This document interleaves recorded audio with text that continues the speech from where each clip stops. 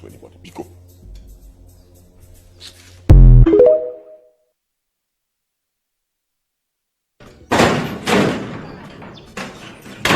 What happened? Hey. Just leave me. You look at my face very well. See, I'm not in the mood to talk to anybody. Biko.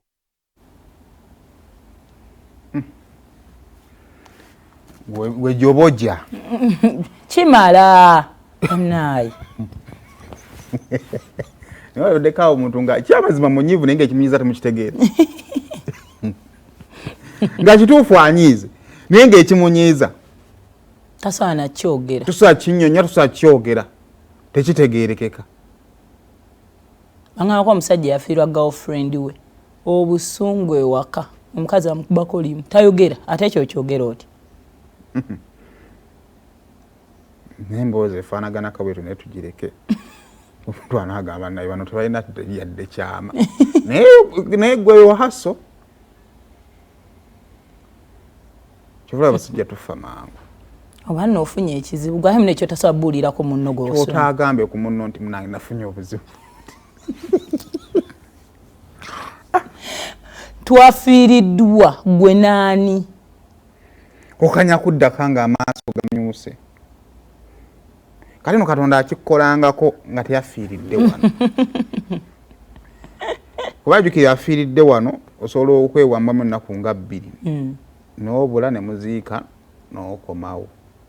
Naye nga tafiiridde wano. Nga afiiridde bweru wa ggwanga. Bino bano banfiiridde mu nnyonyi nfiiridde wa. Kati ng'ate gwali mu prosesi y'okukiriyalinga ate bakubira gwe si.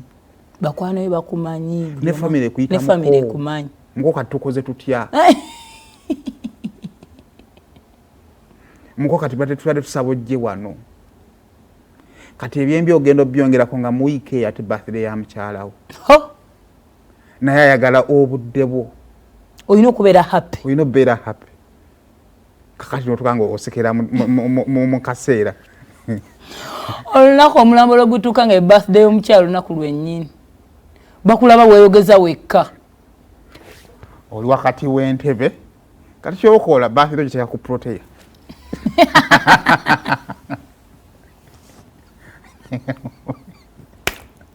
Obula ofuna kyali wasooka kubeerereko ne mukyalawo. Eri bagamba muko. Ategesa abaana be nno mwino genda ku photoshoot nga mwambadde ebitengi. Eri bagamba muko oyina okubeerawo. Onaakugamba baby oyina. Esobola okutaza kibi ekyo kuzirika kuvaawo.